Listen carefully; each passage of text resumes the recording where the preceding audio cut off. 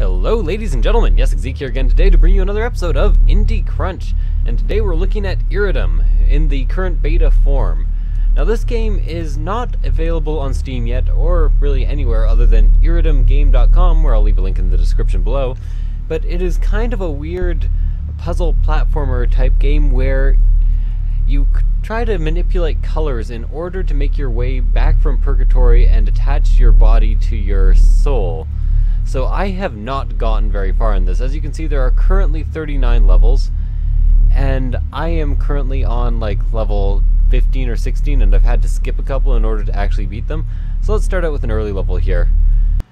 One of the problems with this game so far, and there aren't that many, really I'm quite enjoying it so far, is the controls are a wee bit awkward, but not ludicrously awkward, and they're manageable.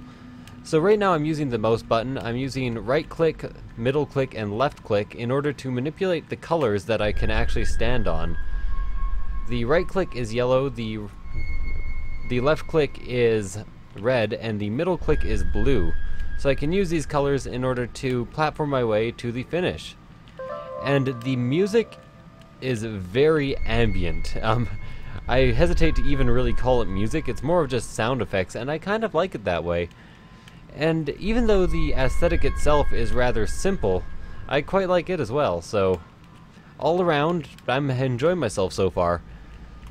Although the game, like I said, really does have its faults, one of them being the controls. Like even simple tasks, sometimes I just have a hard time memorizing which clicks equal which buttons.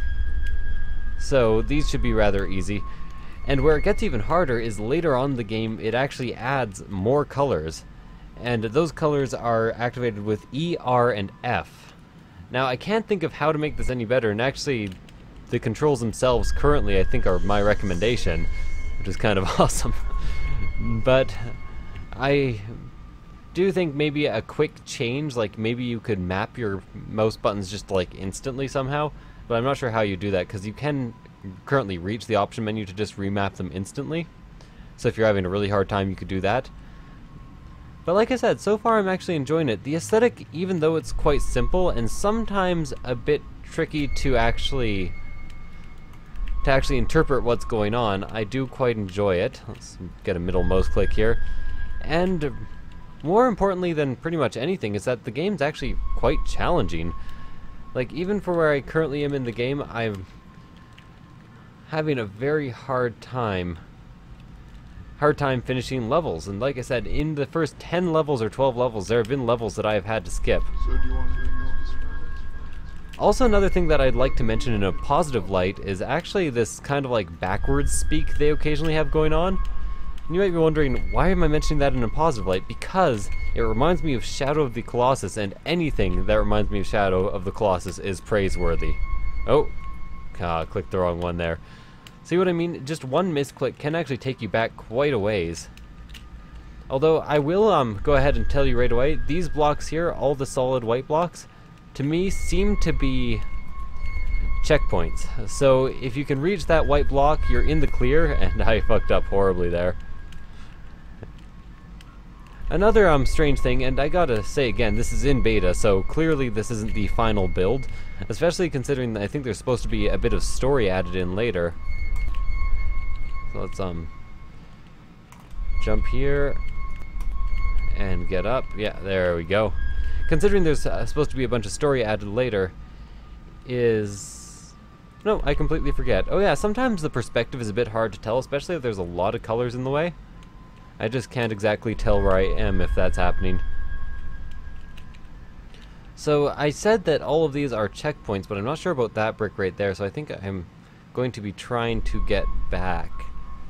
Or get forward instead of going for that memory. By the way, those things over there, I'm fairly certain they are supposedly memories that you have lost and that you are trying to get back. There we go. And made it to the checkpoint. So one of the most common puzzles in this game is actually jumping through walls and changing color in between jumps just so you can actually make it. So this one changed to yellow, changed to red, lovely, and I've made it to the end of the level. And like I said, despite its problems, and despite being, for me anyways, way too hard, I have really been enjoying myself so far with the game. Although, yes, for me, way too hard. One of the most difficult aspects is actually just kind of mapping to your muscle memory where exactly each color is. Specifically, blue is a bit challenging for that because, you know, middle mouse button, how often do you actually click that? Yeah, anyways. So this is my quick preview of the game. I know I haven't even, you know, actually let's go for a later level really quick because other mechanics are added as you progress. So let's head to like area, I don't know, area 21. So in this area you can see that there are these lasers. Those lasers actually will kill you. And I'm not even sure how to get past this first little map segment. Oh, okay, that's actually under me. So easy enough. And here they've actually introduced dissolving blocks as well. So here's green. Green is, oh, not E. Green is E or D or F, I forget which one. And sometimes when you fall, it takes quite a while. So let's just experiment. E is green, lovely. So let's run across here, get some crazy sound effects, and hit the green platform. No, unfortunately, I missed it. It was actually red. I thought that was the orange block for a while. So as you can tell, as you get further in the game, it does become considerably more fast-paced.